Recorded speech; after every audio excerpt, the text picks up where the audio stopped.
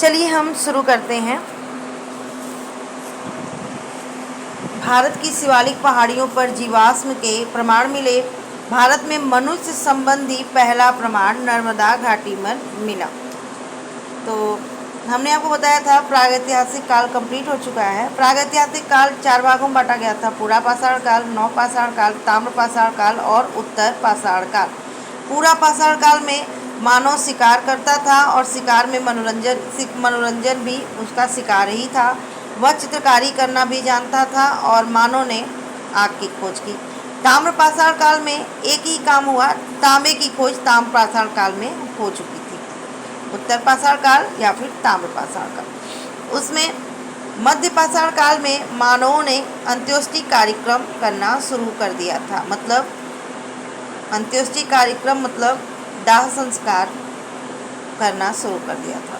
नवपाषाण काल में मानव ने पहले कुत्ता पाला, खेती करना शुरू किया, पत्थर के औजार बनाए जाने लगे और पूरा पाषाण काल में पत्थर के औजार बनाए जाते थे। नवपाषाण काल में लोहे की खोज नहीं हुई थी। नवपाषाण काल में तांबे की खोज भी एकदम नवपाषाण काल के बाद ही तांबे की खोज हुई, इसलिए नवपाषाण काल में तांबे की खोज नहीं हुई थी।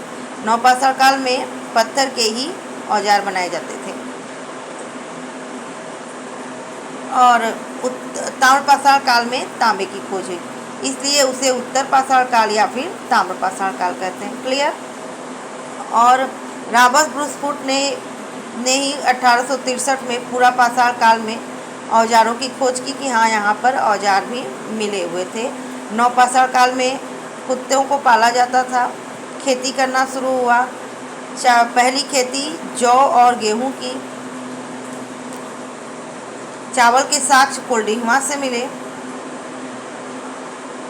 और शिवालिक पहाड़ी पर जीवाश्म मिला। इनाम गांव ताम्र पाषाण युग में एक बहुत बड़ी बस्ती थी। इसका संबंध जोरवे संस्कृति से था। अगर आपको कहीं भी डाउट हो तो हमें ज़रूर बताएं। Thank you. हमने प्रागैतिहासिक काल कंप्लीट कर चुके हैं। अगली वीडियो हम सिंधु सभ्यता के बारे में पढ़ेंगे। Thank you for watching.